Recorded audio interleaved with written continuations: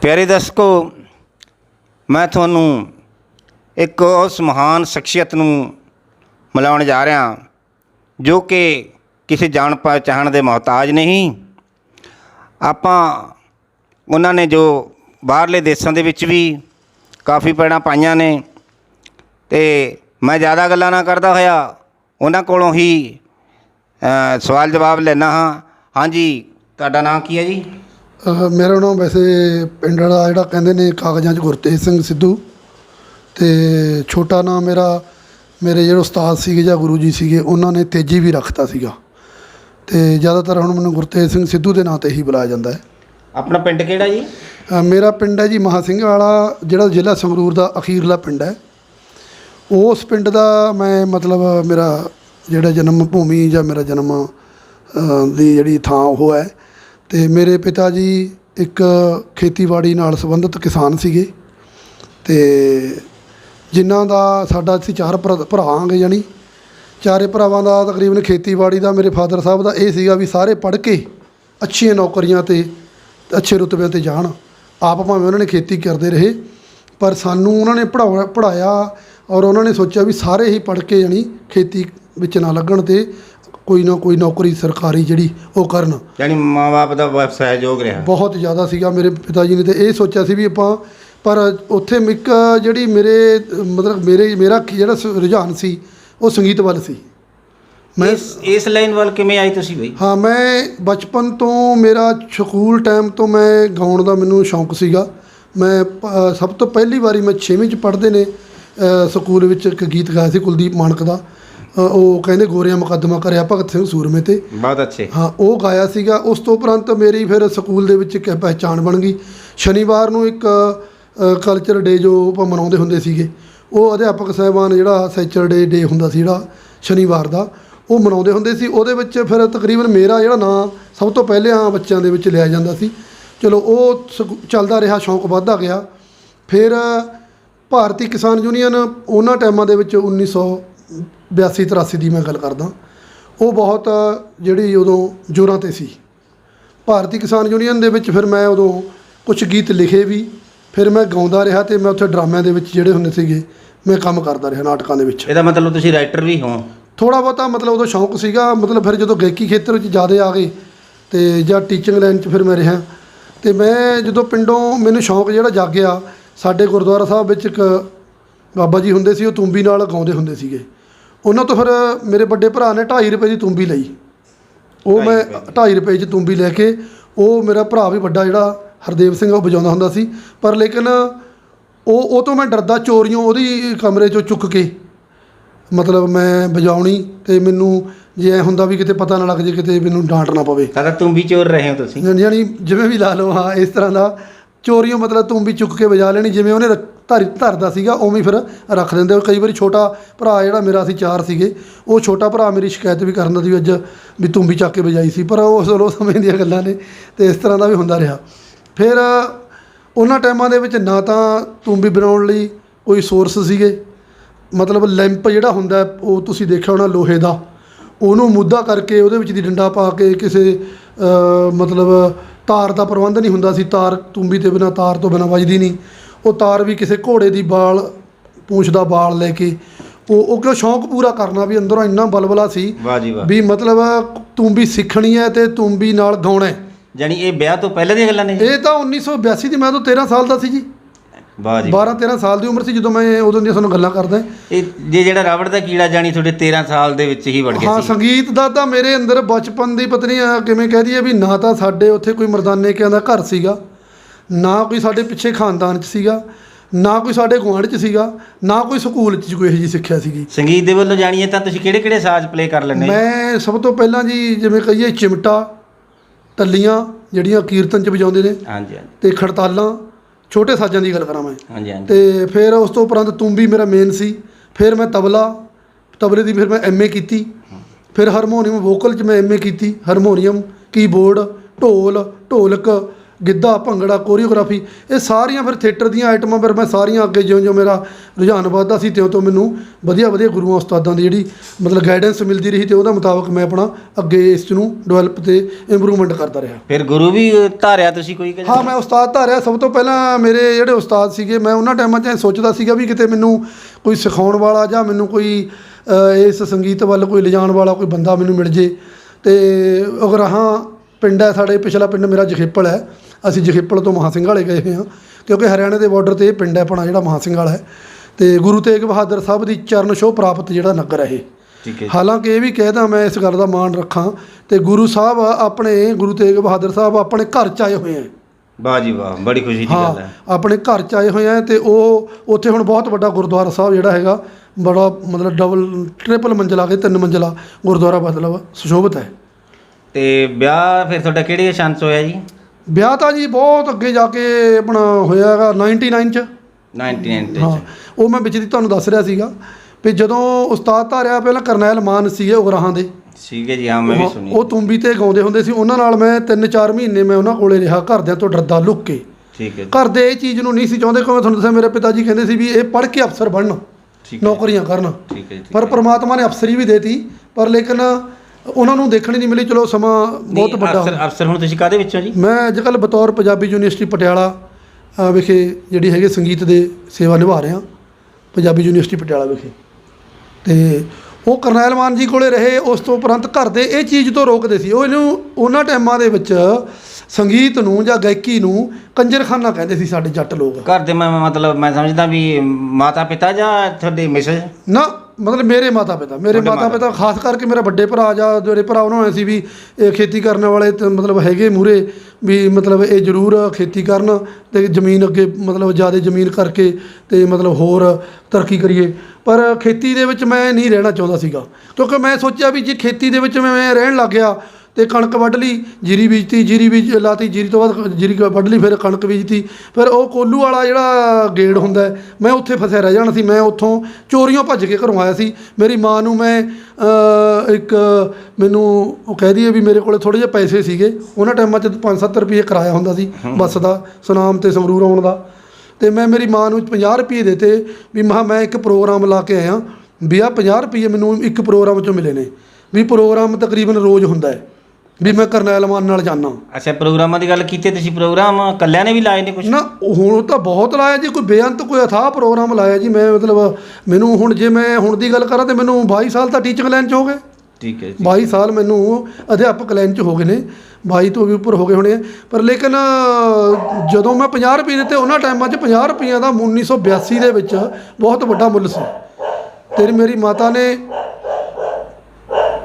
ਮੇਰੀ ਮਾਤਾ ਨੇ ਜਦੋਂ ਇਹ ਸੋਚਿਆ ਵੀ 50 ਰੁਪਏ, ਫਿਰ ਵੱਡੇ ਭਰਾਤਾਂ ਨੂੰ ਕਿਹਾ ਵੀ 50 ਰੁਪਏ ਮਿਲੇ ਨੇ ਵੀ ਇਹਨੂੰ ਇੱਕ ਪ੍ਰੋਗਰਾਮ 'ਚ ਵੀ ਜੇਕਰ ਇਹ ਜਾਂਦਾ ਹੈ ਇਸ ਗਾਇਕੀ ਖੇਤਰ 'ਚ ਅਤੇ 50 ਰੁਪਏ ਇੱਕ ਪ੍ਰੋਗਰਾਮ 'ਚ ਮਿਲਦੇ ਨੇ, ਅਤੇ ਫਿਰ ਇਹਨੂੰ ਭੇਜਿਆ ਜਾਵੇ, ਇਹਨੂੰ ਆਗਿਆ ਦਿੱਤੀ ਜਾਵੇ। ਅਤੇ ਥੋੜ੍ਹਾ ਚਿਰ ਫਿਰ ਮੈਨੂੰ ਉਦੋਂ ਉਹਨਾਂ ਨੇ ਇਸ ਲਾਲਚ 'ਚ ਕਹਿ ਦਈਏ ਜਾਂ ਵੀ ਕਹਿ ਦਈਏ ਵੀ ਮਤਲਬ ਜਾਂ ਇਸ ਖੁਸ਼ੀ 'ਚ ਕਹਿ ਦਿਓ ਵੀ ਉਹਨਾਂ ਨੇ ਮੈਨੂੰ ਭੇਜ ਦਿੱਤਾ ਵੀ ਤੁਸੀਂ ਚਲੋ ਸਿੱਖੋ। ਪਰ ਉਹ ਜਿਹੜਾ ਕੰਮ ਦਾ ਸੀਜ਼ਨ ਸੀ ਜਦੋਂ, ਫਿਰ ਮੇਰੇ ਪਿੱਛੇ ਆ ਜਾਣਾ ਵੀ ਕੰਮ ਹਾੜੀ ਵੱਢਣੀ ਹੈ, ਫਿਰ ਜੀਰੀ ਲਾਉਣੀ ਹੈ। ਚਲੋ ਥੋੜ੍ਹਾ ਕੰਮ ਵੀ ਕੰਮ ਵੈਸੇ ਮੈਂ ਬਹੁਤ ਕਰਦਾ ਰਿਹਾ ਘਰ ਦਾ, ਖੇਤੀ ਦੇ ਕੰਮ ਵੀ ਮੈਂ ਕਰਿਆ। ਤੂੜੀ ਦੇ ਕੁੱਪ ਦੇ ਵਿੱਚ ਮੈਂ ਪੂਰਾ ਕਾਰੀਗਰ ਸੀਗਾ। ਤੂੜੀ ਦਾ ਕੁੱਪ ਮੈਂ ਇਹੋ ਜਿਹਾ ਗੁੰਦ ਕੇ ਬੰਨ੍ਹ ਦਿੰਦਾ ਸੀਗਾ। 300 ਮਣ ਤੂੜੀ, 350 ਮਣ ਤੂੜੀ ਦਾ ਕੁੱਪ ਐਂ ਡੂਮ ਦੀ ਘੋੜੀ ਵਾਂਗੂ ਖੜਾ ਹੁੰਦਾ ਸੀਗਾ। ਮਜਾਲ ਹੈ ਕਿਤੇ ਉਹਦੇ ਵਿੱਚੋਂ ਚਿੱਟੀ ਇੱਕ ਚੁਟਕੀ ਵੀ ਮਤਲਬ ਤੂੜੀ ਭਿੱਜ ਜੇ, ਮਤਲਬ ਬੰਨਦਾ ਵੀ ਮੈਂ ਕਣਕ ਦੀ ਨਾਲੀ ਦਾ ਕੁੱਪ ਬੰਨ੍ਹਿਆ ਕਰਦਾ ਸੀ ਮੈਂ। ਫੋਰਮੈਨ ਸੀ ਇਹਦਾ ਮਤਲਬ? ਪੂਰੇ ਮਹਾਰਾਜ ਦੀ ਕਿਰਪਾ ਨਾਲ ਮੈਂ ਖੇਤੀ ਦੇ ਵਿੱਚ ਹਲ ਵੀ ਵਾਹਿਆ ਜੀ। ਮੈਂ ਹਲ ਵੀ ਵਾਹਿਆ, ਮੇਰੇ ਪਿਤਾ ਨੇ ਮੈਨੂੰ ਹਲ ਦੇ ਪਿੱਛੇ ਲਾਇਆ, ਹਲ ਵੀ ਮੈਂ ਵਾਹਿਆ। ਖੇਤੀ ਕਰੀਆ ਮੈਂ ਦੱਬ ਕੇ, ਕੰਮ ਵੀ ਮੈਂ ਪੂਰਾ ਕਰਿਆ ਘਰ ਦੇ ਵਿੱਚ ਠੋਕ ਕੇ। 4 ਭਰਾ ਸੀਗੇ ਸੀ, ਮੇਥੋਂ ਛੋਟਾ ਸੀ ਇੱਕ, 2 ਮੇਥੋਂ ਵੱਡੇ ਸੀ। ਮਤਲਬ ਜੇ ਖੇਤੀ ਦੀ ਵੀ ਗੱਲ ਕਰਾਂ ਵੀ 4 ਭਰਾ ਆਥਣ ਨੂੰ ਇੱਕ ਕਿੱਲਾ ਵੱਢ ਕੇ ਭਰੇ ਬੰਨ ਦਿੰਦੇ ਸੀ। ਪਿੰਡ 'ਚ ਨਾਂ ਸੀ ਸਾਡਾ ਵੀ ਜੋਗਿੰਦਰ ਸਿੰਘ ਸਿੱਧੂ ਦੇ ਮੁੰਡੇ ਨੇ ਵੀ ਬਹੁਤ ਕੰਮ ਕਰਦੇ ਨੇ ਬਈ। ਉਸ ਪਾਸਿਓਂ ਫਿਰ ਮੈਂ ਪੂਰਾ ਸੀ। ਪਰ ਲੇਕਿਨ ਮੈਂ ਉੱਧਰ ਨਹੀਂ ਜਿਹੀ ਜਾਣਾ ਚਾਹੁੰਦਾ ਵੀ ਇਸ ਮਿੱਟੀ ਨਾਲ ਮਿੱਟੀ ਹੋ ਕੇ ਇੱਥੇ ਮੁੱਲ ਨਹੀਂ ਪੈਣਾ। ਇਸ ਕਰਕੇ ਮੈਂ ਸੰਗੀਤ ਖੇਤਰ ਨੂੰ ਪ੍ਰੈਫਰੈਂਸ ਦਿੱਤੀ। ਫਿਰ ਇੱਕ ਬੰਦਗੀ ਹੋ ਜੇ? ਹਾਂ, ਸੁਣੋ, ਬੰਦਗੀ ਮਤਲਬ ਮੈਂ ਤੁਹਾਨੂੰ ਦੱਸਦਾ ਵੀ 95 ਦੇ ਵਿੱਚ 1995 ਦੇ ਵਿੱਚ ਮੈਨੂੰ ਉਹਨਾਂ ਟਾਈਮਾਂ 'ਚ IAS ਕਿਰਪਾ ਸ਼ੰਕਰ ਸਰੋਜ ਸੀਗੇ, DC ਫਰੀਦਕੋਟ। ਠੀਕ ਹੈ ਜੀ। ਉਦੋਂ ਮੈਨੂੰ national transmission authority of India the director ਬਣਾ ਦਿੱਤਾ ਸੀਗਾ। ਵਾਹ ਜੀ ਵਾਹ। ਤੇ ਜਿਹੜਾ ਕਿ ਸਾਖਰਤਾ ਮਿਸ਼ਨ ਕਹਿੰਦੇ ਜਿਹਨੂੰ, ਵਾਹ ਜੀ ਵਾਹ। ਉਹਦੇ ਵਿੱਚ ਫਿਰ ਮੈਨੂੰ ਡਾਇਰੈਕਟਰ ਬਣਾਇਆ। ਉੱਥੇ ਇੱਕ ਨੈਸ਼ਨਲ ਸੈਮੀਨਾਰ ਹੋਇਆ ਸੀਗਾ 96 'ਚ ਫਰੀਦਕੋਟ। ਉਹਦੇ ਵਿੱਚ ਫਿਰ ਮੈਂ ਜਾਗੋ ਗਾਈ ਸੀਗੀ, ਕਿਉਂਕਿ ਉੱਥੇ ਸਾਰੀਆਂ ਸਟੇਟਾਂ ਦੇ ਲੋਕ ਸੀਗੇ, ਆਪਣੀ ਆਪਣੀ ਭਾਸ਼ਾ 'ਚ ਪੇਸ਼ ਕਰ ਰਹੇ ਸੀ। ਪਰ ਜਦੋਂ ਮੇਰਾ ਨਾਂ ਆਇਆ, ਮੇਰੇ ਨਾਲ ਸੁਨਾਮ ਟੀਚਰ ਸੀਗੇ ਕੁਲਾਰਾਂ ਤੋਂ, ਸ਼ਸ਼ਨ ਕੁਮਾਰ ਗਰਗ, ਅਸੀਂ 2 ਬੰਦੇ ਗਏ ਸੀ ਸੰਗਰੂਰ ਜ਼ਿਲ੍ਹੇ ਦੇ, ਪੰਜਾਬ 'ਚੋਂ ਖਾਸ ਕਰਕੇ। ਫਿਰ ਉੱਥੇ ਜਦੋਂ ਮੈਂ ਜਾਗੋ ਗਾਈ ਹੈ ਨਾ, ਜਿਹੜਾ ਹਾਲ ਖਾਲੀ ਪਿਆ ਸੀ, ਲੋਕ ਬਾਹਰ ਖਾਣਾ ਖਾ ਰਹੇ ਸੀ। ਜਦੋਂ ਮੈਂ ਤੂੰਬੀ ਵਜਾਈ, ਇਹ ਤੂੰਬੀ ਦੀ ਟਣਕਾਰ, ਤੂੰਬੀ ਦੀ ਟਣਕਾਰ ਸੁਣਾਓ ਪਹਿਲਾਂ।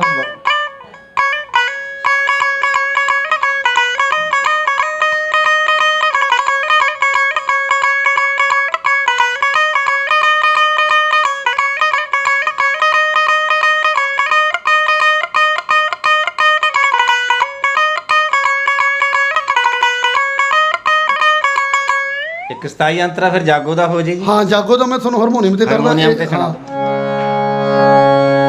ਉਹ ਜਦੋਂ ਅਸੀਂ ਸ਼ੁਰੂ ਕੀਤਾ ਜੀ ਤੂੰਬੀ ਤੇ, ਹੁਣ ਮੈਂ ਹਾਰਮੋਨੀਅਮ ਤੇ ਸੁਣਾ ਰਿਹਾ। ਉਹ ਜਦੋਂ ਸ਼ੁਰੂ ਕੀਤਾ, ਸਾਰੇ ਲੋਕ ਜਿੰਨੀ ਪਬਲਿਕ ਸੀ ਆਊਟ ਆਫ ਸਟੇਟਾਂ ਦੇ, ਉਹਨਾਂ ਨੇ ਆ ਕੇ ਇੰਨੀ ਉਸ ਤਰੀਕੇ ਨਾਲ ਮਤਲਬ ਖੁਸ਼ੀ ਮਹਿਸੂਸ ਕਰੀ, ਔਰ ਉਹ ਸਾਰੇ ਗੀਤ ਨੂੰ ਬਹੁਤ ਅੱਛੀ ਤਰ੍ਹਾਂ ਸੁਣਿਆ। ਮੇਰੇ ਨਾਲ ਕੋਰਸ ਵਾਲੇ ਹੈ ਨਹੀਂ ਮੁੰਡੇ ਅੱਜ, ਤੇ ਵੈਸੇ ਇਹਨੂੰ ਅਸੀਂ ਆਮ ਸਟੇਜਾਂ ਤੇ ਵੀ ਗਾਉਂਦੇ ਰਹੇ ਹਾਂ।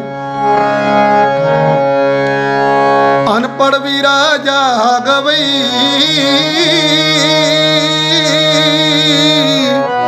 ਹੁਣ ਜਾਗੋ ਆਈ ਐ। ਅਨਪੜ੍ਹ ਵੀਰਾ ਜਾਗ ਬਈ, ਹੁਣ ਜਾਗੋ ਆਈ ਐ। ਬੱਲੇ ਬਈ ਹੁਣ ਜਾਗੋ ਆਈ ਐ। ਸ਼ਾਬਾ ਬਈ ਹੁਣ ਜਾਗੋ ਆਈ ਐ। ਪਹਿਲੇ ਕੇਰਲਾ ਪਾਂਡੀਚੇਰੀ ਤੇ, ਹੁਣ ਪੰਜਾਬ ਵਿੱਚ ਆਈ ਆ ਬਈ, ਹੁਣ ਜਾਗੋ ਆਈ ਐ। ਬੱਲੇ ਬਈ ਹੁਣ ਜਾਗੋ ਆਈ ਐ। ਸ਼ਾਬਾ ਬਈ ਹੁਣ ਜਾਗੋ ਆਈ ਐ। ਦਿਉਰਾ ਤੈਨੂੰ ਮੈਂ ਸਮਝਾਵਾਂ, ਦਿਉਰਾ ਤੈਨੂੰ ਮੈਂ ਸਮਝਾਵਾਂ, ਚੁੱਲ੍ਹਾ ਚੌਂਕਾ ਕਰਦੀ ਜਾਵਾਂ, ਚੁੱਲ੍ਹਾ ਚੌਂਕਾ ਕਰਦੀ ਜਾਵਾਂ, ਨਾਲ ਨਾਲ ਮੈਂ ਪੜ੍ਹਦੀ ਜਾਵਾਂ। ਬੇਬੇ ਬਾਪੂ ਪੜ੍ਹਨੇ ਪਾਉਣੇ, ਬੇਬੇ ਬਾਪੂ ਪੜ੍ਹਨੇ ਪਾਉਣੇ, ਇਹੋ ਸੋਚ ਬਣਾਈ ਆ ਬਈ, ਹੁਣ ਜਾਗੋ ਆਈ ਐ। ਬੱਲੇ ਬਈ ਹੁਣ ਜਾਗੋ ਆਈ ਐ। ਸ਼ਾਬਾ ਬਈ ਹੁਣ ਜਾਗੋ ਆਈ ਐ। ਵਾਹ ਜੀ ਵਾਹ। ਫਿਰ ਵਿਆਹ ਤੁਹਾਡਾ ਕਿਹੜੇ ਸੰਨ 'ਚ ਹੋਇਆ ਸੀ ਕਹਿੰਦੇ? ਇਹ ਮੇਰਾ ਵਿਆਹ ਜਨਵਰੀ 1999 ਦੇ ਵਿੱਚ ਮੇਰੀ ਮੈਰਿਜ ਹੋਈ ਹੈ। ਮੈਡਮ ਦਾ ਕੀ ਨਾਮ ਹੈ ਤੁਹਾਡੇ? ਮੈਡਮ ਦਾ ਨਾਮ ਹੈ ਰਜਿੰਦਰ ਕੌਰ। ਕਿਹੜੇ ਪਿੰਡ ਦੀ ਆ ਉਹ? ਉਹ ਛਾਜਲੀ ਪਿੰਡ ਮੇਰੀ ਮੈਰਿਜ ਹੋਈ ਹੈ। ਢਾਲੀਵਾਲ ਪਰਿਵਾਰ ਹੈ, ਬੜਾ ਅੱਛਾ ਖਾਨਦਾਨ ਹੈ, ਅਤੇ ਜਿਹਦੇ ਵਿੱਚ ਬਹੁਤ ਹੀ ਅੱਛਾ ਕੋਆਪਰੇਸ਼ਨ ਪਰਿਵਾਰ ਦਾ ਹੈਗਾ। ਅਤੇ ਸਹੁਰੇ ਪਰਿਵਾਰ ਦਾ ਵੀ ਬੜਾ ਕੋਆਪਰੇਸ਼ਨ ਹੈ, ਬਹੁਤ ਸਹਿਯੋਗ ਹੈ, ਅਤੇ ਆਪਣੇ ਪਰਿਵਾਰ ਦਾ ਵੀ ਹੈ। ਮੰਮੀ ਡੈਡੀ ਵਾਂਗੂ ਇਹਨਾਂ ਨੇ ਤਾਂ ਨਹੀਂ ਕਿਹਾ ਕਿਤੇ ਵੀ ਕੰਜਰਖਾਨਾ ਕਰ ਰਹੇ ਹੋ? ਨਾ, ਇਹਨਾਂ ਨੇ ਕਦੇ ਨਹੀਂ ਕਿਹਾ, ਬਲਕਿ ਬੇਟਾ ਮੇਰਾ ਸੰਗੀਤ ਦੇ ਵਿੱਚ ਅੱਗੇ ਬਹੁਤ ਅੱਛੀਆਂ ਮੰਜ਼ਿਲਾਂ ਪੁਲਾਂਘਾਂ ਪੁੱਟ ਰਿਹਾ ਹੈ, ਅਤੇ ਉਹ ਵੀ ਯੂਨੀਵਰਸਿਟੀ ਦਾ ਸਟੂਡੈਂਟ ਹੈ। ਉਹਨੇ ਵੀ ਬਹੁਤ ਯੂਨੀਵਰਸਿਟੀ ਦੇ ਕੰਪੀਟੀਸ਼ਨ 'ਚ ਹਿੱਸਾ ਲੈਂਦਾ ਹੈ, ਅਤੇ ਉਹ ਖੁਸ਼ ਹੈ ਇਸ ਚੀਜ਼ਾਂ ਤੋਂ, ਕਿਉਂਕਿ ਉਹਦਾ ਆਪਣਾ ਇਸ ਚੀਜ਼ ਨੂੰ ਪ੍ਰੈਫਰੈਂਸ ਦੇ ਕੇ ਇਹਨੂੰ ਅੱਗੇ ਲਿਆਂਦਾ ਆਪਣੇ ਸੰਗੀਤ ਨੂੰ। ਅਤੇ ਉਹ ਕਹਿੰਦਾ ਵੀ ਮੈਂ ਪਹਿਲਾਂ ਮੇਰੇ ਕੋਲੋਂ ਸਿੱਖਿਆ, ਉਹ ਹੁਣ ਆਪਣੇ ਡਾਕਟਰ ਸਾਹਿਬ ਜਿਹੜੇ ਉਹਦੇ ਪ੍ਰੋਫੈਸਰ ਨੇ ਉਹਨਾਂ ਕੋਲੇ ਸਿੱਖ ਰਿਹਾ, ਅੱਛੇ ਅੱਛੇ ਉਸਤਾਦਾਂ ਕੋਲੇ ਬੈਠ ਕੇ ਸਿੱਖ ਰਿਹਾ। ਤੁਸੀਂ ਲੇਖਣੀ ਪੱਖੋਂ ਕਿੰਨੇ ਕੁ ਗੀਤ ਲਿਖ ਚੁੱਕੇ ਹੋ ਅੱਜ ਤੱਕ? ਮੈਂ ਗੀਤ, ਮੇਰਾ ਗੀਤ ਇੱਕ ਪਹਿਲਾਂ ਲਾਈਫ ਰੰਗ ਮੀਡੀਆ 'ਤੇ, ਤੁਸੀਂ ਇੱਕ ਕਿਹੜੇ ਚੈਨਲ 'ਤੇ ਇੱਕ ਕੀਤਾ ਸੀ, ਆ ਖਾਲਸਾ ਗਿਣ ਗਿਣ ਬਦਲੇ ਲੈਂਦਾ ਲਾਉਂਦਾ ਹੱਥ ਕਰਾਰੇ ਜੀ, ਅਤੇ ਇੱਕ ਮੇਰਾ ਗੀਤ ਸੀਗਾ ਕੁਰਸੀ ਦਾ ਨਸ਼ਾ ਬੁਰਾ, ਜਿਹੜਾ ਰਾਜਨੀਤੀ ਦੇ ਆਧਾਰ 'ਤੇ ਹੈ। ਠੀਕ ਹੈ ਜੀ। ਅਤੇ ਇੱਕ ਗੁਰੂ ਗੋਬਿੰਦ ਸਿੰਘ ਜੀ ਦਾ ਹੈਗਾ, ਹਾਂਜੀ। ਅਤੇ ਜਦੋਂ ਗੁਰੂ ਗੋਬਿੰਦ ਸਿੰਘ ਜੀ ਦਾ ਪ੍ਰਕਾਸ਼ ਹੋਇਆ ਹੈਗਾ, ਉਹ ਸੀਗਾ। ਅਤੇ ਕੁਛ ਗੀਤ ਇਹ ਸੀਗੇ, ਜਾਣੀ ਮਤਲਬ ਕੁਛ ਕਿਸਾਨ ਯੂਨੀਅਨ ਦੇ ਗੀਤ ਵੀ ਮੈਂ ਬਹੁਤ ਲਿਖੇ ਉਹਨਾਂ ਟਾਈਮਾਂ 'ਚ, ਉਹ ਵੀ ਗਾਉਂਦਾ ਰਿਹਾ। ਅਤੇ ਉਹ ਕਿਸਾਨ ਯੂਨੀਅਨ ਦੇ ਵਿੱਚ ਬਹੁਤ ਮਤਲਬ ਜਾਣੀ ਮਤਲਬ ਲੋਕਾਂ ਨੇ ਉਹਨਾਂ ਨੂੰ ਜਾਣੀ ਲਾਈਕ ਕੀਤਾ, ਬੜਾ ਪਸੰਦ ਕੀਤਾ। ਅਤੇ ਉਹ ਕਿਸਾਨ ਯੂਨੀਅਨ ਦੇ ਗੀਤ ਵੀ ਚੱਲਦੇ ਰਹੇ, ਕਿਉਂਕਿ ਅੱਜ ਕੱਲ੍ਹ ਜਿਵੇਂ ਕਿਸਾਨੀ ਮੋਰਚਾ ਚੱਲ ਰਿਹਾ, ਉਸ ਕਿਸਾਨੀ ਮੋਰਚੇ ਦੇ ਮੁਤਾਬਕ ਮੈਂ ਉਹ 1982 ਦਾ ਵੀ ਮਤਲਬ ਅਸਲੇ ਸੰਘਰਸ਼ 1981-82 ਤੋਂ ਚੱਲ ਰਿਹਾ ਹੈ ਪੰਜਾਬ 'ਚ। ਠੀਕ ਹੈ, ਠੀਕ ਹੈ। ਕਿਉਂਕਿ ਕਿਸਾਨ ਯੂਨੀਅਨ ਜਿਹੜੀ ਸੀਗੀ ਸਾਡੇ ਪੰਜਾਬ ਦੇ ਵਿੱਚ ਉਦੋਂ, ਉਹਨਾਂ ਟਾਈਮ ਜਿਹੜੇ ਪ੍ਰੈਜ਼ੀਡੈਂਟ ਸੀਗੇ, ਉਹ ਕੁਛ ਕਾਰਨਾਂ ਕਰਕੇ ਜਾਂ ਕੁਛ ਆਪਣੀਆਂ ਰਾਜਨੀਤੀ ਪ੍ਰੈਸ਼ਰ ਕਰਕੇ ਉਹ ਉਹਨਾਂ ਟਾਈਮਾਂ 'ਚੋਂ ਵਿਕ ਚੁੱਕੇ ਸੀਗੇ, ਕਿ ਮੈਂ ਇਹੀ ਕਹਾਂਗਾ ਵਿਕ ਚੁੱਕੇ ਸੀ। ਕਿ ਨਹੀਂ ਤਾਂ ਉਹਨਾਂ ਟਾਈਮਾਂ 'ਚ ਚੰਡੀਗੜ੍ਹ ਜਿਹੜਾ ਧਰਨਾ ਸੀਗਾ, ਅਤੇ ਰਿਵੈਰੋ ਦੇ ਹੁੰਦੇ ਲਾਇਆ, ਜਾਂ ਉਸ ਵੇਲੇ ਜਿਹੜਾ ਰਾਜਪਾਲ ਸੀਗਾ ਉਸ ਮੌਕੇ ਦਾ 1984 ਦੇ ਵਿੱਚ ਅਤੇ 85 'ਚ ਉਹ ਤਾਂ ਸਰਕਾਰ ਹਿੱਲ ਚੁੱਕੀ ਸੀ, ਉਹਦੀ ਮੰਗਾਂ ਪੂਰੀਆਂ ਹੋ ਜਾਂਦੀਆਂ।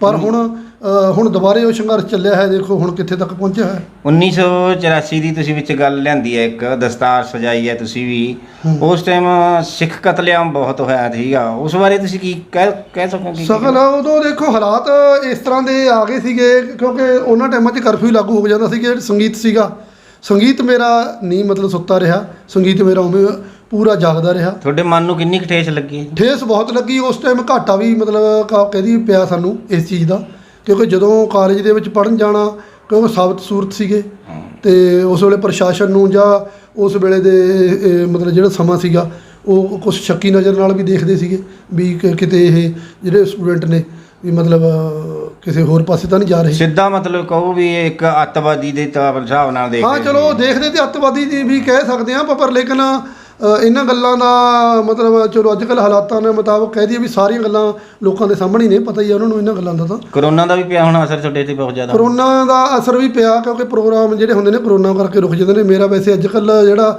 ਜ਼ਿਆਦਾ ਰਿਲੀਜੀਅਸ ਹੈਗਾ, ਧਾਰਮਿਕ ਕੀਰਤਨ ਦਾ ਸਬਜੈਕਟ ਮੈਂ ਦੇ ਤੌਰ 'ਤੇ ਰੱਖਿਆ ਹੋਇਆ ਮੈਂ, ਅਤੇ ਗੱਲਾਂ ਤਾਂ ਬਹੁਤ ਨੇ ਜੀ। ਮਤਲਬ ਜੇ ਮੈਂ ਹੁਣ ਆਪਣੀ ਹਿਸਟਰੀ ਸਾਰੀ ਸੁਣਾਉਣ ਲੱਗ ਜਾਂ ਮੈਂ ਸੰਗੀਤ ਖੇਤਰ ਦੀ, ਅਤੇ 250 ਪੇਜ ਦੀ ਕਿਤਾਬ ਭਰ ਜੇਗੀ ਮੇਰੀ ਤਾਂ। ਮੈਂ ਬਹੁਤ ਭੁੱਖ ਤੀ ਕੱਟੀ ਹੈ, ਮੈਂ 5-5 ਰੁਪਈਆਂ ਦੇ ਨਾਲ ਮਹੀਨਾ ਕੱਢਦਾ ਰਿਹਾ। ਰਜਿਸਟ੍ਰੇਸ਼ਨ 'ਤੇ ਮੈਂ ਰਾਤਾਂ ਕੱਟੀਆਂ ਨੇ। CRP ਨੇ ਸਾਨੂੰ ਫੜ ਕੇ ਮਤਲਬ ਉਹ ਕਿਹਾ ਹੈਗਾ ਵੀ ਤੁਸੀਂ ਕਿੱਥੋਂ ਆਏ ਹੋ, ਕੀ ਕਰਦੇ ਹੋ। ਮੇਰੇ ਕੋਲ ਤਬਲਾ ਹੁੰਦਾ ਸੀ, ਰਾਤ ਨੂੰ ਸਟੇਸ਼ਨ 'ਤੇ ਰਾਤ ਕੱਟੀ ਮੈਂ। ਜਦੋਂ ਇੱਕ ਵਾਰੀ ਸੁਨਾਮ ਵਾਲੇ ਸਟੇਸ਼ਨ 'ਤੇ ਸੌਰੀ ਲਹਿਰੇ ਸਟੇਸ਼ਨ 'ਤੇ, ਅਤੇ ਉਦੋਂ ਮੇਰਾ ਸਰਾਣਾ ਮੇਰਾ ਤਬਲੇ ਦਾ ਲਾਇਆ, ਕਿਉਂਕਿ ਵੀ ਤਬਲਾ ਵੀ ਨਾ ਕੋਈ ਲਾਜੇ ਠਾ ਕੇ ਮੈਂ 20 ਰੁਪਏ ਇਕੱਠੇ ਕਰਕੇ ਮੈਂ 450 ਰੁਪਏ ਦਾ ਉਹਨਾਂ ਟਾਈਮਾਂ 'ਚ 1983-84 'ਚ ਤਬਲਾ ਆਪਣਾ ਲਿਆ ਸੀਗਾ। ਮੈਂ 20 ਰੁਪਏ ਕਿਰਾਇਆ ਦੇ ਕੇ ਵੀ ਤਬਲਾ ਸਿੱਖਿਆ ਜਦੋਂ ਮੈਂ ਉਸਤਾਦ ਕੋਲ ਸਿੱਖਦਾ ਸੀਗਾ। ਮਤਲਬ ਇਨਕਮ ਦਾ ਸਾਧਨ ਨਹੀਂ ਸੀ। ਪਿੰਡ ਦੇ ਕਹਿ ਦਈਏ ਵੀ ਉੱਦਾਂ ਕੋਈ ਸਹਿਯੋਗ ਨਹੀਂ ਸੀ ਘਰੋਂ ਵੀ ਮੈਨੂੰ ਥਾਪੀ ਦੇ ਕੇ ਕਹਿਣ ਵੀ ਜਾਂ ਤੂੰ ਸਿੱਖ, ਤੈਨੂੰ ਕਿਸੇ ਚੀਜ਼ ਦੀ ਲੋੜ ਹੋ ਤੂੰ ਲੈ। ਮੈਨੂੰ ਸਾਰਿਆਂ ਨੂੰ ਪਤਾ ਨਹੀਂ ਸਹਿਯੋਗ ਸੀ। ਪਰ ਜਦੋਂ ਮੈਂ ਆਪਣੇ ਪੈਰਾਂ ਸਿਰ ਹੋਇਆ, ਪਾਸਪੋਰਟ ਬਣ ਗਿਆ, ਮੈਂ ਬਾਹਰਲੇ ਮੁਲਕਾਂ 'ਚ ਜਾਣ ਲੱਗਿਆ, ਫਿਰ ਸਾਰੇ ਆਪਣੇ ਬਣ ਗਏ। ਕਿੰਨੇ ਕੁ ਦੇਸ਼ਾਂ ਦੇ ਟੂਰ ਲਾ ਚੁੱਕੇ? ਮੈਂ ਅੱਜ ਕੱਲ੍ਹ ਹੁਣ ਤੱਕ ਮੈਂ 13 ਮੁਲਕਾਂ 'ਚ ਜਾ ਆਇਆ ਜੀ। Canada, America, England, Singapore, Thailand, Malaysia, Hong Kong, China, ਮੈਂ ਸਾਰੇ ਮੁਲਕਾਂ 'ਚ ਆਪਣੀ ਪਰਫਾਰਮੈਂਸ ਦੇ ਵੀ ਆਇਆ। ਬੇਟੇ ਨੂੰ ਫਿਰ ਇਸ ਲਾਈਨ ਦੇ ਵਿੱਚ ਪਾਉਣਾ ਚਾਹੁੰਦੇ ਹੋ ਤੁਸੀਂ? ਬੇਟਾ ਆਪਣੇ ਆਪ ਜਾ ਰਿਹਾ ਜੀ, ਉਹ ਮਤਲਬ ਉਹਨੂੰ ਕਹਿਣ ਦੀ ਲੋੜ ਨਹੀਂ ਹੈਗੀ, ਉਹ ਆਪਣੇ ਆਪ ਉਹਨੇ ਆਪਣੀ ਲਾਈਨ ਨੂੰ ਚੂਜ਼ ਕੀਤਾ, ਅਤੇ ਉਹਦਾ ਆਪਣਾ ਹੋਰ ਵੀ ਕੋਈ ਟੈਕਨੀਕਲ ਫੀਲਡ ਹੈਗਾ, ਉੱਧਰ ਵੀ ਉਹ ਕਰ ਰਿਹਾ। ਪਰ ਲੇਕਿਨ ਜਿਹੜਾ ਬਰੀਕੀ ਦੇ ਵਿੱਚ ਜਿੰਨਾ ਮੈਂ ਸਿਖਾਤਾ ਹੈ, ਅੱਗੇ ਉਦੋਂ ਹੋਰ ਵਧੀਆ ਚੀਜ਼ਾਂ ਆਪਣੇ ਉਸਤਾਦਾਂ ਕੋਲੋਂ ਸਿੱਖ ਰਿਹਾ। ਉਹ ਆਪਣੇ ਗੁਰੂਆਂ ਕੋਲੋਂ ਸਿੱਖ ਰਿਹਾ, ਆਪਣੇ ਗੁਰੂ ਪ੍ਰੋਫੈਸਰਾਂ ਕੋਲੋਂ, ਡਾਕਟਰਾਂ ਕੋਲੋਂ ਸਿੱਖ ਰਿਹਾ। ਤੁਹਾਡੇ ਗੀਤ ਮੈਂ ਸੁਣੇ ਨੇ, ਧਾਰਮਿਕ 12 ਸੀਗੀਆਂ ਜੋ ਸੀਗੀ, ਇੱਕ ਤਾਂ ਕਿਸਾਨ ਯੂਨੀਅਨ ਦਾ ਸੀਗਾ ਜੀ, ਅਤੇ ਬਹੁਤ ਹੀ ਤੁਸੀਂ ਖੁੱਭ ਕੇ ਗਾਇਆ, ਖੁੱਦ ਕੇ ਵਧੀਆ ਗਾਇਆ, ਜਿਹਨੂੰ ਮੈਂ ਕਹਿ ਸਕਾਂ ਬਹੁਤ ਸੋਹਣਾ ਗਾਇਆ। ਅਤੇ ਤੁਸੀਂ ਅੱਜ ਕੱਲ੍ਹ ਦੇ ਕਲਾਕਾਰਾਂ ਬਾਰੇ ਕੀ ਕਹੋਗੇ? ਵਿੱਚ ਪੰਜਾਬੀ ਵਿੱਚ ਅੰਗਰੇਜ਼ੀ ਘਸੋੜ ਦਿੰਦੇ ਨੇ, ਕਿਵੇਂ ਇਹਨਾਂ ਬਾਰੇ ਕੁਝ ਕਹੋਗੇ ਕੀ? ਹਾਂ, ਇਹਨਾਂ ਬਾਰੇ ਅੱਜ ਕੱਲ੍ਹ ਦੀ ਜਿਹੜੀ ਇਹ ਦੇਖੋ ਹਵਾ ਦੇ ਬੁੱਲੇ ਨੇ, ਕਦੇ ਹਵਾ ਦਾ ਬੁੱਲਾ ਆ ਗਿਆ, ਇੱਕ ਦਿਨ ਥੋੜ੍ਹਾ ਜਿਹਾ ਆ ਗਿਆ, ਉਦੋਂ ਬਾਅਦ ਫਿਰ ਉਹੀ ਬੰਦ ਹੋ ਜਾਂਦਾ। ਇਹ ਮਤਲਬ ਦਿਨ 'ਚ ਕਈ ਕਲਾਕਾਰ ਜੇ ਕਹੀਏ ਵੀ ਮਤਲਬ ਅੱਗੇ ਕਲਾਕਾਰ ਮਿਹਨਤ ਨਾਲ ਬਣਦਾ ਸੀਗਾ, ਮਿਹਨਤ ਕਰਦੇ ਸੀ ਉਸਤਾਦਾਂ ਕੋਲ ਬੈਠ ਕੇ, ਜਿਵੇਂ ਅਸੀਂ ਗੁਰੂਆਂ ਕੋਲ ਸੇਵਾ ਕਰਕੇ ਉਹਨਾਂ ਦੀਆਂ ਭਾਵਨਾਵਾਂ ਉਹਨਾਂ ਕੋਲ ਬਰੀਕੀਆਂ ਮਤਲਬ ਸੰਗੀਤ ਦੀਆਂ ਸਿੱਖੀਆਂ ਨੇ, ਅਤੇ ਉਹ ਸਿੱਖਣ ਦਾ ਕੰਮ ਤਾਂ ਰਿਹਾ ਨਹੀਂ। ਹੁਣ ਜਿਹਨੂੰ ਬੀਟ ਵਿੱਚ ਮਾੜਾ ਮੋਟਾ ਬੋਲਣਾ ਆ ਗਿਆ, ਰਿਦਮ 'ਚ ਮਾੜਾ ਜਿਹਾ ਬੋਲਣਾ ਆ ਗਿਆ, ਉਹ ਕਲਾਕਾਰ ਬਣ ਜਾਂਦਾ। ਹੁਣ ਤਾਂ ਜੇ ਕਹਿੰਦੇ ਵੀ ਇੱਟ 'ਤੇ ਕਲਾਕਾਰ, ਹੁਣ ਤਾਂ ਜੇ ਰਾਤ ਨੂੰ ਹਨੇਰੇ 'ਚ ਇੱਟ ਮਾਰੀਏ ਸਿੱਧੀ ਕਲਾਕਾਰ ਦੇ ਵੱਜੂਗੀ। ਹੁਣ ਤਾਂ ਮਤਲਬ ਇੰਨੇ ਕਲਾਕਾਰ ਹੋ ਗਏ, ਕਾਫੀ ਨੁਕਸਾਨ ਹੋ ਸਕਦਾ। ਹਾਂ, ਸੋ ਕਹਿਣ ਦਾ ਮਤਲਬ ਇੰਨੇ ਕਲਾਕਾਰ ਹੋ ਗਏ ਨੇ। ਉਹਨਾਂ ਨੂੰ ਬੇਨਤੀ ਹੈ, ਸਾਰੇ ਸਰੋਤਿਆਂ ਨੂੰ ਬੇਨਤੀ ਹੈ ਵੀ ਅੱਛੀ ਗੱਲਬਾਤ, ਅੱਛੇ ਕਲਾਕਾਰਾਂ ਨੂੰ ਸੁਣਨ, ਅੱਛੇ ਕਲਾਕਾਰ ਬਣ ਕੇ ਅੱਗੇ ਆਓ, ਮਿਹਨਤ ਕਰਕੇ ਅੱਗੇ ਆਓ। ਪੰਜਾਬ ਦੇ ਵਿੱਚ ਉਹ ਚੀਜ਼ ਜਾਂ ਕਲਚਰ ਦੇ ਵਿੱਚ ਉਹ ਚੀਜ਼ ਪਰੋਸੋ ਜੋ ਲੋਕਾਂ ਦਾ ਟੇਸਟ ਬਣੇ, ਜੋ ਲੋਕਾਂ ਨੂੰ ਉਹਦੇ ਵਿੱਚੋਂ ਆਪਣਾ ਕਲਚਰ ਨਜ਼ਰ ਆਵੇ। ਸਾਡਾ ਜਿਹੜਾ ਪੰਜਾਬ ਦੇ ਵਿੱਚ ਕਲਚਰ ਹੈ ਬਹੁਤ ਅਮੀਰ ਵਿਰਸਾ ਹੈਗਾ। ਜਿਹਨੂੰ ਮਰਜ਼ੀ ਤੁਸੀਂ ਕਿਸੇ ਵੀ ਸਬਜੈਕਟ ਨੂੰ ਛੇੜ ਲਓ, ਇੱਕ ਸਬਜੈਕਟ ਨੂੰ ਛੇੜ ਲਓ, ਮੁੱਕਦਾ ਹੀ ਨਹੀਂ। ਜੋ ਗੁਰੂ ਸਾਹਿਬਾਨ ਦੀ, ਕਿਸੇ ਵੀ ਗੁਰੂ ਸਾਹਿਬ ਦੀ ਹਿਸਟਰੀ ਫੜ ਲਓ, ਕਿਸੇ ਸ਼ਹੀਦਾਂ ਦੀ ਫੜ ਲਓ, ਕਿਸੇ ਕਰਤਾਰ ਸਰਾਭਾ, ਕੋਈ ਭਗਤ ਸਿੰਘ, ਊਧਮ ਸਿੰਘ ਅਤੇ ਰਾਜਗੁਰੂ ਸੁਖਦੇਵ, ਇਹਨਾਂ ਨੂੰ ਜਿਹਨਾਂ ਨੂੰ ਮਰਜ਼ੀ ਗਾਓ, ਲੋਕ ਭੁੱਲਦੇ ਨਹੀਂ। ਇਹਦਾ ਮਤਲਬ ਜਿਵੇਂ ਤੁਸੀਂ ਸਰੋਤਿਆਂ ਨੂੰ ਕਹਿ ਰਹੇ ਹੋ, ਇਹਦਾ ਮਤਲਬ ਇਹਨਾਂ ਦਾ ਸਰੋਤਿਆਂ ਦਾ ਵੀ ਕਸੂਰ ਹੈ। ਇਹਨਾਂ ਬਹੁਤ ਕਸੂਰ ਹੈ। ਜਦੋਂ ਸਰੋਤਿਆਂ ਨੂੰ ਮਤਲਬ ਜਦੋਂ ਚੀਜ਼ ਪਰੋਸ ਕੇ ਰੱਖਤੀ, ਸਰੋਤਿਆਂ ਨੇ ਉਹਨੂੰ ਚੱਕ ਲਿਆ, ਕਲਾਕਾਰਾਂ ਦਾ ਹੌਸਲਾ ਵੱਧ ਗਿਆ। ਜਿਹੜੀ ਚੀਜ਼ ਤੁਸੀਂ ਦਿਓਗੇ ਲੋਕਾਂ ਦਾ ਟੇਸਟ ਬਣ ਜਾਊਗਾ। ਲੋਕਾਂ ਦਾ ਟੇਸਟ ਬਣਾਉਣਾ, ਕਲਾਕਾਰ ਨੇ ਟੇਸਟ ਬਦਲਣਾ ਹੈ।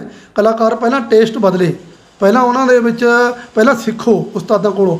ਲਿਖਣਾ ਜਿਹੜਾ ਰਾਈਟਰ ਦਾ ਕੰਮ ਜਿਹੜਾ ਹੁੰਦਾ, ਲਿਖਣ ਦੇ ਨਾਲ ਪਿੰਗਲ ਪੜ੍ਹਨੀ ਪੈਂਦੀ ਹੈ। ਤੁਸੀਂ ਤਾਂ ਆਪ ਰਾਈਟਰ ਹੋ ਖੁਦ, ਪਿੰਗਲ ਪੜ੍ਹ ਕੇ ਦੇਖਣਾ ਪੈਂਦਾ ਵੀ ਉੱਪਰਲੀ ਲਾਈਨ 'ਚ 12 ਅੱਖਰ ਨੇ, ਨੀਚੇ ਵਾਲੇ 'ਚ ਵੀ 12 ਹੀ ਹੋਣੇ ਚਾਹੀਦੇ ਨੇ। ਉਹਦੇ 'ਚ ਕਿਹੜਾ ਚੌਪਈਆ ਛੰਦ ਹੈ, ਕਿਹੜਾ 72 ਕਲਾ ਛੰਦ ਹੈ, ਕਿਹੜਾ ਬੈਂਤ ਛੰਦ ਹੈ, ਕਿਹੜਾ ਕੋਰਲਾ ਛੰਦ ਹੈ, ਕਿਹੜਾ ਮਤਲਬ ਭੈਰਵੀ ਛੰਦ, ਅੱਡ ਅੱਡ ਛੰਦ ਨੇ ਜੀ। ਦੇਖੋ ਛੰਦਾਂ ਦੇ ਬੰਦੀ ਦੇ ਨਾਲ ਕਲਾਕਾਰ ਆਪਣੇ ਆਪ ਸਮਝਣ ਲੱਗ ਜਾਂਦਾ ਹੈ। ਨਹੀਂ, ਜਦੋਂ ਕਲਾਕਾਰ ਨੂੰ ਚੇਟਕ ਲੱਗਦੀ ਹੈ ਜੀ, ਕੁਛ ਨਾ ਕੁਛ ਤਾਂ ਹੁੰਦਾ ਹੀ ਹੈ। ਤੁਸੀਂ ਕਿਹੜੇ ਕਲਾਕਾਰ ਨੂੰ ਸੁਣ ਕੇ ਜਾਂ ਕਿਹੜੇ ਕਲਾਕਾਰ ਨੂੰ ਵਧੀਆ ਸਮਝਦੇ ਹੋ ਜਿਹੜੇ ਤੁਹਾਨੂੰ ਚੇਟਕ ਮੈਂ ਜੀ ਬਚਪਨ ਤੋਂ ਹੀ, ਮੈਂ ਪਹਿਲਾਂ ਜਮਲਾ ਜੀ ਦਾ ਵੀ ਮਤਲਬ ਸੁਣਦਾ ਰਿਹਾ, ਸਤਿਗੁਰੂ ਨਾਨਕ ਤੇਰੀ ਲੀਲਾ ਨਿਆਰੀ ਹੈ ਇਹ ਸੁਣਦਾ ਸੀ। ਫਿਰ ਜ਼ਿਆਦਾਤਰ ਮਾਨਕ ਸਾਹਿਬ ਨਾਲ 5-6 ਸਾਲ ਕੰਮ ਵੀ ਕਰਿਆ, ਔਰ ਕੁਲਦੀਪ ਮਾਨਕ ਸਾਹਿਬ ਦੇ ਹੀ ਮੈਂ ਗੀਤਾਂ ਨੂੰ ਲਾਇਕ ਤੇ ਪਸੰਦ ਕਰਦਾ ਸੀ। ਬਚਪਨ ਤੋਂ ਉਹਨਾਂ ਨੂੰ ਗਾਉਂਦਾ ਰਿਹਾ, ਪਰ ਮੇਰੀ ਆਵਾਜ਼ ਮੁਹੰਮਦ ਸਦੀਕ ਨਾਲ ਵੀ ਰਲਦੀ ਹੈ ਥੋੜ੍ਹੀ ਬਹੁਤੀ। ਕਹਿੰਦੇ ਨੇ ਲੋਕ ਮੈਨੂੰ ਵੀ ਤੁਸੀਂ ਮੁਹੰਮਦ ਸਦੀਕ ਨਾਲ ਤੁਹਾਡੀ ਆਵਾਜ਼ ਰਲਦੀ ਹੈ, ਵੀ ਤੁਸੀਂ ਉਹਨਾਂ ਦੀ ਕਾਪੀ ਕਰਕੇ ਗਾਇਆ ਕਰੋ। ਇਹ ਗੋਡ ਗਿਫਟ ਹੈ। ਵੈਸੇ ਮੈਂ ਇਹ ਨਹੀਂ ਕਹਿ ਸਕਦਾ ਮੈਂ ਮਾਨਕ ਜਾਂ ਸਦੀਕ ਹਾਂ, ਇਹ ਨਹੀਂ ਹੈ, ਪਰ ਪਰਮਾਤਮਾ ਪਤਾ ਨਹੀਂ ਕਿੱਥੇ ਲੈ ਕੇ ਉੱਚਾ ਰੱਖਦੇ। ਪਬਲਿਕ ਹੈ, ਸੰਗਤ ਹੈ, ਜਿੱਥੇ ਮਰਜ਼ੀ ਉੱਚਾ ਚੁੱਕ ਕੇ ਲੈ ਜੇ। ਅੱਛਾ, ਲਾਸਟ 'ਚ ਹੋਰ ਕੀ ਕਹਿਣਾ ਚਾਹੋਗੇ ਜੀ ਤੁਸੀਂ? ਮੈਂ ਬਸ ਇਹੀ ਲਾਸਟ 'ਚ ਕਹਾਂਗਾ ਵੀ ਜਿਹੜਾ ਸੰਗੀਤ ਹੈ ਇਹ ਵਡਮੁੱਲੀ ਦਾਤ ਹੈ, ਇਹਦਾ ਕੋਈ ਕਿਸੇ ਨੇ ਅੰਤ ਨਹੀਂ ਪਾਇਆ, ਨਾ ਅੰਤ ਪਾ ਸਕਦਾ ਕੋਈ ਇਹਦਾ। ਇਹਨੂੰ ਜਿੰਨੀ ਬਰੀਕੀ ਤੇ ਗਹਿਰਾਈ 'ਚ ਜਾਓਗੇ ਓਨਾ ਇਹ ਵਧੇਗਾ, ਤੇ ਓਨਾ ਹੀ ਇਹ ਤੁਹਾਡੇ ਹਿਰਦੇ ਵਿੱਚ ਬਹਿ ਕੇ ਤੁਹਾਨੂੰ ਨਵੇਂ ਤੋਂ ਨਵਾਂ ਰੰਗ ਮਿਲੇਗਾ। ਤੇ ਇਸ ਤਰ੍ਹਾਂ ਦੇ ਸੰਗੀਤ ਨੂੰ ਸਿੱਖਣ ਦੀ ਕੋਸ਼ਿਸ਼ ਕਰੋ, ਰਾਗਾਂ ਦੀ ਪ੍ਰਾਪਤੀ ਕਰੋ, ਕਲਾਸੀਕਲ ਵੀ ਸਿੱਖੋ, ਕਲਾਸੀਕਲ ਦੇ ਨਾਲ ਲਾਈਟ ਕਲਾਸੀਕਲ ਵੋਕਲ ਜਿਹੜਾ ਹੁੰਦਾ ਉਹ ਸਿੱਖੋ, ਤੇ ਨਾਲ ਨਾਲ ਫੋਕ। ਫਿਰ ਫੋਕ ਦੀ ਤਾਂ ਛੋਟੀ ਮੋਟੀ ਗੱਲ ਹੈ, ਫੋਕ ਤਾਂ ਆਪਣੇ ਆਪ ਹੀ ਸ਼ੁਰੂ ਹੋ ਜਾਂਦਾ। ਇਸ ਕਰਕੇ ਇਹ ਚੀਜ਼ਾਂ ਨੇ ਜਿਹੜੀਆਂ ਨਵੇਂ ਆਰਟਿਸਟਾਂ ਨੂੰ, ਨਵੇਂ ਰਾਈਟਰਾਂ ਨੂੰ ਸੁਣਨੀਆਂ ਔਰ ਸਿੱਖਣੀ ਚਾਹੀਦੀਆਂ। ਨਵੇਂ ਕਲਾਕਾਰਾਂ ਨੂੰ ਬੇਨਤੀ ਹੈ ਵੀ ਪੁਰਾਣੀਆਂ ਚੀਜ਼ਾਂ ਔਰ ਸਿਆਣੇ ਬੰਦੇ ਸੁਣ ਕੇ, ਸਿਆਣੇ ਬੰਦਿਆਂ ਨੂੰ ਸੁਣ ਕੇ ਤੇ ਸਿਆਣੀਆਂ ਗੱਲਾਂ ਅੱਗੇ ਲੋਕਾਂ 'ਚ ਲੈ ਕੇ ਆਉਣ, ਜਿਨ੍ਹਾਂ ਨੂੰ ਲੋਕ ਪਸੰਦ ਕਰਨ। ਤੇ ਲੋਕ ਪਸੰਦ ਕਰਨਗੇ ਤੇ ਸਾਡਾ ਕਲਚਰ ਜਿਹੜਾ ਸਾਡਾ ਸਮਾਜ ਹੈ, ਜਿਹੜਾ ਸਾਡਾ ਪੰਜਾਬ ਹੈ, ਨਸ਼ਿਆਂ ਤੇ ਦਹੇਜ ਤੇ ਦਾਜ ਤੋਂ ਬਚ ਸਕੇਗਾ। ਚਲੋ, ਅਗਲੀ ਜਿਹੜੀ ਹੈਗੀ ਹੈ ਤੁਹਾਡੀ, ਇਹ ਜਿੱਦਾਂ ਤੁਹਾਡਾ ਮਤਲਬ ਸੰਘਰਸ਼ ਹੈ ਇਹ ਬਹੁਤ ਲੰਮਾ ਚੌੜਾ ਹੈ। ਜਿਹੜੀ ਅਗਲੀ ਇੰਟਰਵਿਊ ਹੈ ਤੁਹਾਡੀ ਕਿਸ਼ਤਾਂ ਰਾਹੀਂ ਹੋਣਗੀਆਂ ਇਹ, ਠੀਕ ਹੈ ਜੀ ਜੀ। ਮੈਂ ਤੁਹਾਡੇ ਤੋਂ ਖਿਮਾ ਚਾਹੁੰਦਾ, ਜ਼ਿਆਦਾ ਇੰਨਾ ਲੰਮਾ ਸਮਾਂ ਲੈ ਗਿਆ। ਤੇ ਇਸ ਤੋਂ ਬਾਅਦ ਅਗਲੀ ਕਿਸ਼ਤ ਆਪਾਂ ਅਗਲੇ ਬੁੱਧਵਾਰ ਨੂੰ ਬਣਾਵਾਂਗੇ ਜੀ। ਤੇ ਵਾਹਿਗੁਰੂ ਜੀ ਕਾ ਖਾਲਸਾ, ਵਾਹਿਗੁਰੂ ਜੀ ਕੀ ਫਤਿਹ। ਬਹੁਤ ਬਹੁਤ ਧੰਨਵਾਦ ਜਿਹੜੇ ਅੱਜ ਦੀ ਜਿਹੜਾ ਚੈਨਲ ਤੁਹਾਡਾ ਹੈਗਾ ਲਾਈਫ ਰੰਗ ਮੀਡੀਆ, ਅਤੇ ਜਿਹੜੇ ਵੀ ਤੁਹਾਡੇ ਚੈਨਲ ਨੇ ਉਹਨਾਂ ਦੇ ਸਾਰੇ ਟੀਮ ਨੂੰ ਔਰ ਸਾਰੇ ਸਰੋਤਿਆਂ ਦਾ, ਸਾਰੇ ਸੱਜਣਾਂ ਦਾ ਮੈਂ ਬਹੁਤ ਬਹੁਤ ਧੰਨਵਾਦ ਕਰਦਾ। ਸਾਰਿਆਂ ਨੂੰ ਸਤਿ ਸ੍ਰੀ ਅਕਾਲ, ਸਤਿ ਸ੍ਰੀ ਅਕਾਲ। ਸਤਿ ਸ੍ਰੀ ਅਕਾਲ ਜੀ।